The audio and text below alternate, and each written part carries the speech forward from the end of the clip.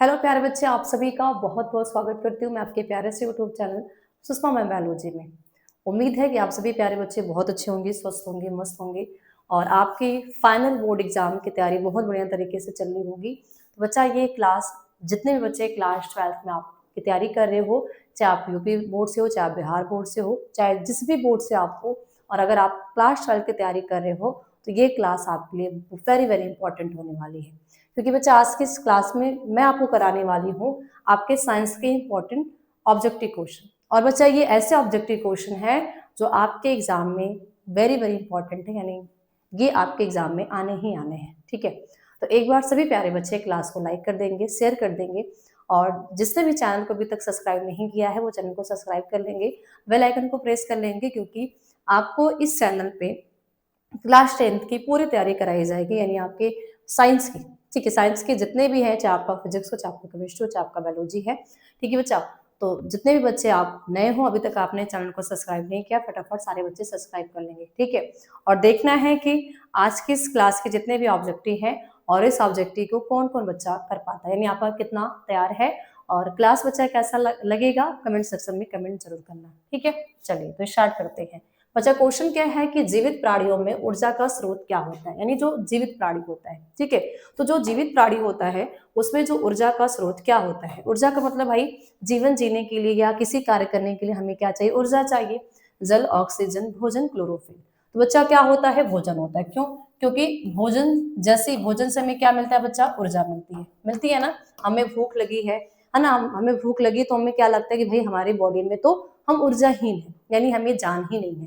लेकिन जैसे ही हम भोजन खा लेते हैं तो हम एकदम हुस्त पुस्त हो जाते हैं, यानी लगता है कि हमारे बॉडी में ताकत आ गई। तो बच्चा, वो ताकत क्या आती है, यानी ऊर्जा। यानी जैसे ही भोजन हमने किया, भोजन का पाचन हुआ और भोजन से हमें क्या मिल गया, ऊर्जा मिल गया। ठीक है, चलिए अगला क्वेश्चन बच्चा है, मानव में श्वसन कहाँ होता है, यानी जो हम मनुष्य हैं बच्चा, हम प्राणी, हम मनुष्य हैं, हम मनुष्यों में श्वसन कहाँ पे होता है।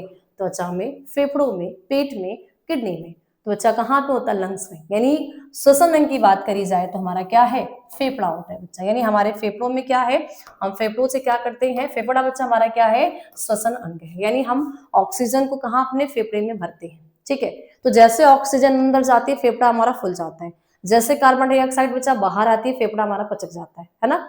ये हमेशा फुलने पचकने का काम करता है। ठीक है, तो ऑक्सीजन बच्चा, मानव में श्वसन अंग की बात करी जाएगी, हमेशा याद रखना फेफड़ा को। ठीक, चलिए अगला क्वेश्चन है, पाचन की शुरुआत कहाँ होती है, यानी हमारी बॉडी में पाचन की शुरुआत, हम भोजन खाते हैं, कुछ भी खाते हैं, तो जो भी हम फूड पार्टिकल खाते हैं उस फूड पार्टिकल का डाइजेशन यानी पाचन बच्चा कहाँ पे होता है, पेट में, मुख में, छोटी आंत में, बड़ी आंत में। है तो सभी में, है तो सभी में बच्चा। सभी हमारे क्या है, सभी हमारे क्या है, सभी हमारे एलिमेंट्री, एलिमेंट्री बच्चा, एलिमेंट्री का मतलब क्या होता है, एलिमेंट्री कैनाल का हिस्सा है। एलिमेंट्री कैनाल यानी जिसको कहते हैं आहार नाल, तो सभी हमारे आहार नाल का ही हिस्सा है। लेकिन सबसे पहले भोजन का पाचन हमारे मुख में होता है। कहाँ पे भाई, हमारे माउथ में, यानी हमने भोजन माउथ में लेते हैं, दांतों से पीसते हैं, चपाते हैं, फिर लार में मिक्स होता है, फिर उसको क्या करते हैं भाई, निगल जाते हैं। ठीक है, अगला क्वेश्चन है, मानव शरीर का नियंत्रण केंद्र है, यानी जो मानव शरीर है उसका नियंत्रण केंद्र कहाँ है, यानी कंट्रोल कोऑर्डिनेशन किसके पास है भाई, रीढ़ की हड्डी, तंत्रिका तंत्र, मस्तिष्क या फिर हृदय। यानी हमारे शरीर का जो नियंत्रण केंद्र कहा जाए तो बच्चा, नियंत्रण केंद्र कहाँ होता है, हमारा ब्रेन है।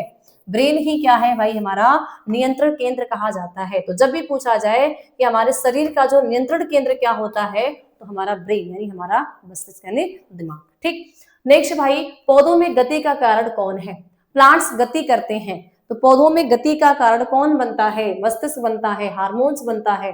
ठीक है, तंत्रिकाएं बनती हैं, खनिज बनता है। तो हमेशा याद रखना बच्चा, पादपों में जो वृद्धि होता है, जो समन्वय होता है, यानी कोई भी एक पौधे के अंदर जो भी कार्य होता है उस कार्य को कौन करता है, हमारा हार्मोन्स करता है। कौन करेगा भाई, हार्मोन्स। जैसे प्लांट्स में कौन कौन हार्मोन्स पाए जाते हैं, प्लांट्स हार्मोन्स की बात करी जाए, प्लांट हार्मोन्स की बात करी जाए, या बात करते बच्चा पादप हार्मोन्स की, कि पादपों में कौन कौन से हार्मोन्स पाए जाते हैं। तो एग्जांपल की बात करते हैं, ऑक्सिन। ऑक्सिन क्या है बच्चा, पादप में पाए जाने वाले हार्मोन्स है। ठीक है, जिब्रेलिन बच्चा क्या है, जो जिब्रेलिन होता है ये भी पादप में पाए जाने वाला हार्मोन्स है। एथिलीन क्या है, एथिलीन भी क्या है, पादप में पाए जाने वाले हार्मोन्स है। ठीक है, क्लियर। चलिए नेक्स्ट है, अमैथुनी प्रजनन किसमें सामान्य है? अमैथुनी यानी बिना ही मैथुन का प्रजनन किसमें सामान्य, यानी मैथुन क्रिया दो लोगों के बीच रिलेशन से फिजिकली कांटेक्ट में वो नहीं आते हैं, फिर भी वहां पे मैथुन क्रिया हो जाती है। मनुष्य में, फंफूद में, पक्षी में, स्तनधारी में। तो बच्चा स्तनधारी की बात करी जाए मैथुन है, पक्षी की बात करी जाए मैथुन करते हैं, ठीक है, मनुष्य की बात करी जाए करते हैं, लेकिन जो फंफूद होता है यहाँ पे कोई भी मतलब अमैथुनी प्रजनन करते हैं, यानी ये कह सकते भाई कि यहाँ पे प्रजनन नहीं करते हैं। कौन भाई? फंफूद। फंफूद का मतलब आप जानते हो? फंगस की बात करते हैं, फंगस। अब बोलोगे मैम फंगस क्या है? तो फंगस का मतलब बच्चा कवक। अब बोलोगे मैम कवक क्या है? दहिया। बोलोगे दहिया, दही नहीं दहिया, जैसे ब्रेड में लग जाता है ना। आपने लंच बॉक्स लेके गया, आपने उसको अपने लंच बॉक्स को नहीं धुला, उसमें कुछ खाना बचा रह गया, उसमें व्हाइट व्हाइट जो फंफूद लग जाते हैं, ठीक। चलिए अगला क्वेश्चन बच्चा क्या है? अगला है मानव में गर्भधारण कहाँ होता है, यानी मनुष्य यानी महिलाओं, क्योंकि मानव की बात हुई बच्चा, एक महिला की बात हो रही है, एक स्त्री की बात हो रही है, तो मनुष्य यानी महिलाओं में गर्भधारण कहाँ पे होता है? अंडाशय में, गर्भाशय में, डिंब नली में, योनि में। गर्भधारण यानी वो प्रेग्नेंट हो रही है, उसके कहाँ पे बच्चे पल रहा है? तो गर्भाशय में। अच्छा गर्भाशय को क्या कहते हैं? यूट्रस कहते हैं, यूट्रस कहते हैं, ठीक है, यानी वहां पे बच्चे का क्या होता है? गर्भधारण होता है। नेक्स्ट, गुणसूत्र किससे बने होते हैं?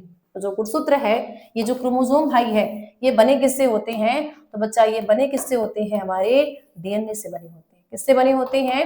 गुणसूत्र जो बना होता है वो किससे? डीएनए से। तो ऑप्शन नंबर बी आपका क्या हो जाएगा? राइट हो जाएगा कि जो गुणसूत्र किससे बनते हैं? डीएनए से बनते हैं, ठीक। अगला है, डार्विन ने किस सिद्धांत दिया? डार्विन ने किसका सिद्धांत दिया है? जो हमारे डार्विन जी हैं, चार्ल्स डार्विन जी हैं, इन्होंने किसका सिद्धांत दिया है? फटाफट सारे बच्चे बताइए, सारे बच्चे फटाफट बताइए, और जो क्लास को लाइक करते रहना, शेयर करते रहना, और जो भी बच्चा आपके विचार हैं कमेंट सेक्शन में कमेंट जरूर करना है, ठीक है। और क्लास कैसे लगी ये भी बताना है, ठीक है। तो डार्विन ने किसका सिद्धांत दिया था? डार्विन जी ने क्या दिया था बच्चा? तो डार्विन जी ने दिया था प्राकृतिक वर्ण का। इन्होंने क्या किया था? प्राकृतिक वर्ण का सिद्धांत दिया था। किसने दिया था? हमारे डार्विन जी ने प्राकृतिक वर्ण का सिद्धांत दिया था। ओके, अगला है खाद्य श्रृंखला कहाँ आरंभ होती है?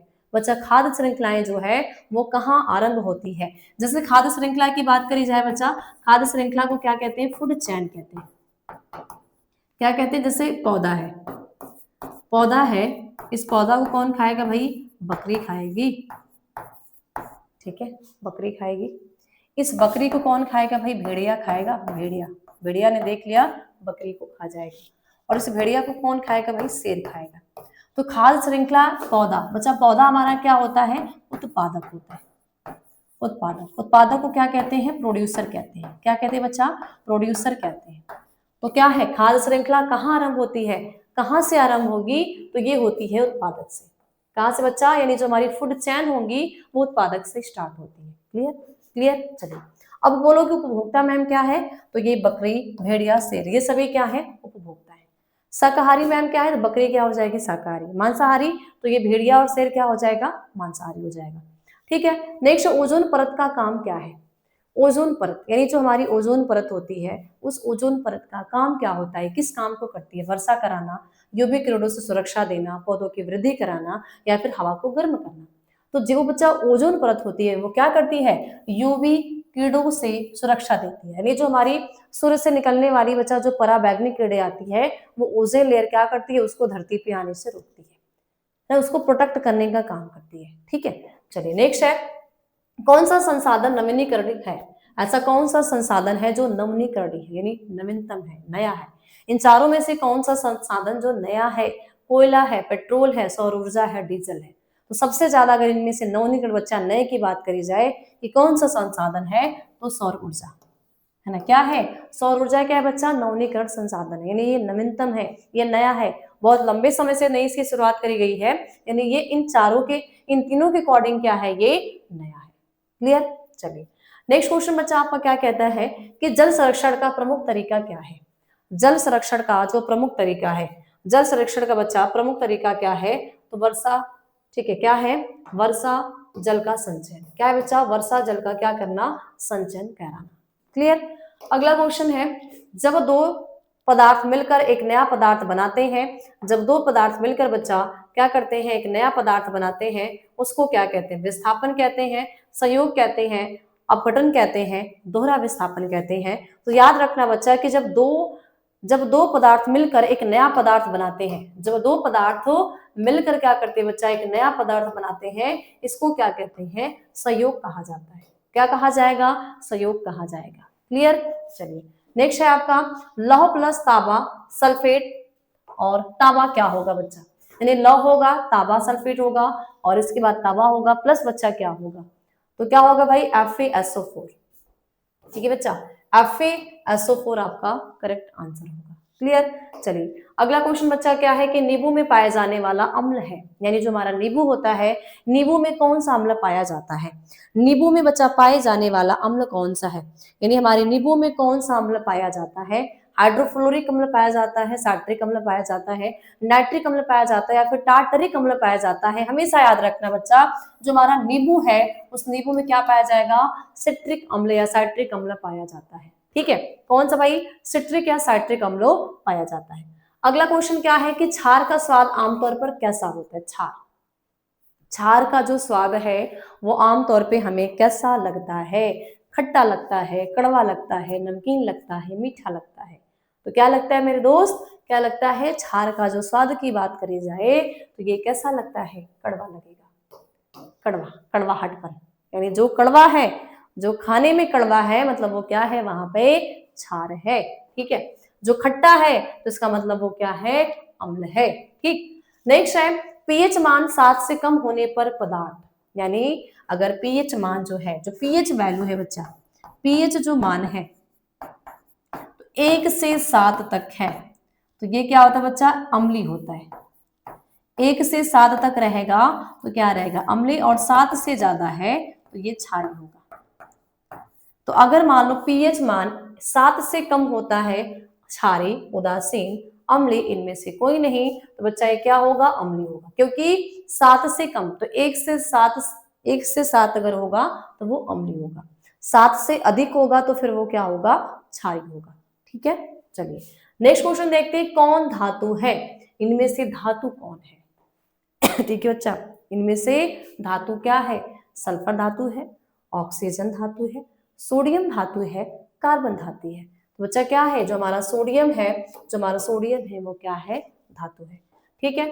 नेक्स्ट बच्चा अगला देखते हैं कि कौन सी धातु द्रव्य अवस्था में पाई जाती है, यानी ऐसी कौन सी धातु है जो द्रव्य अवस्था में पाई जाती है, ऐसी कौन सी धातु है भाई जो द्रव्य अवस्था में पाई जाती है, हमारी ऐसी कौन सी धातु है जो द्रव्य अवस्था में पाई जाती है, सोना, पारा, चांदी, तांबा, यानी सोना पाया जाएगा, ठीक है, पारा पाया जाएगा, चांदी पाया जाएगा, तांबा। फटाफट सारे बच्चे आंसर बताओ भाई, इस क्वेश्चन का आंसर क्या हो जाएगा, तो क्या होगा भाई, पारा। पारा क्या है, धातु है, और ये कैसी पाई जाती है, किस अवस्था में पाई जाती है बच्चा, ये पाई जाती है द्रव्य अवस्था में। ओके। अगला है अधातुएं बिजली प्रवाहित करती हैं। जितनी भी अधातुएं हैं, कुछ धातु और कुछ अधातु, तो जितनी भी बच्चा अधातुएं हैं वो बिजली प्रवाहित करती हैं, हमेशा करती हैं, कभी नहीं करती हैं, कभी कभी करती हैं, या फिर केवल गर्म करने पर करती हैं। तो बच्चा अगर हम अधातुएं की बात करते हैं तो अधातुएं जो है वो बिजली प्रभावित कभी नहीं करती हैं। क्या करती हैं, वो बिजली जो प्रभावित की बात करी जाए तो ये कभी नहीं करती हैं। ठीक है। अगला क्वेश्चन बच्चा है कार्बन का संयोजक मान कितना होता है।